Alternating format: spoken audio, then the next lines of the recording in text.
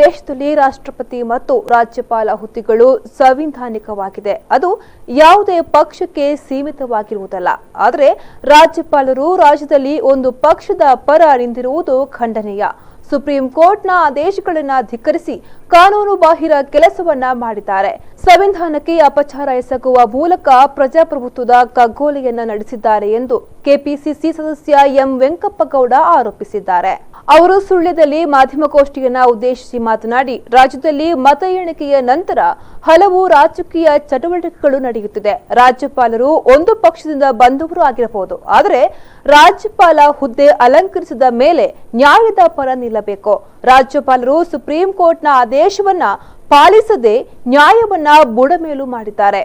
ಗೋವಾ, ಮಣಿಪುರ, ಮೇಘಾಲಯ ರಾಜ್ಯಗಳಲ್ಲಿ ಮಾಡಿದ number game ಮೈತ್ರಿಯನ್ನ ಕರ್ನಾಟಕದಲ್ಲಿ ಮಾಡಲು ರಾಜ್ಯಪಾಲರು ಬಿಟ್ಟಿಲ್ಲ.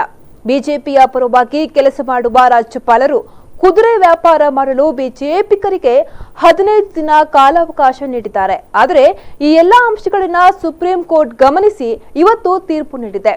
ನಾಳೆ 4 ಗಂಟೆಯ ಒಳಗೆ ವಿಶ್ವಾಸಮತ ಸಾಬೀತು ಮಾಡಲು ಸೂಚನೆಯನ್ನ ನೀಡಿದ್ದು ಸ್ವಾಗತಾರ್ಹ ಕ್ರಮ ಎಂದು ಹೇಳಿದರು. ರಾಜ್ಯಪಾಲರ ಹುದ್ದೆ ಅನ್ನುವಂಥದ್ದು ಒಂದು ಸಾಂವಿಧಾನಿಕವಾಗಿರತಕ್ಕಂಥ ಹುದ್ದೆ.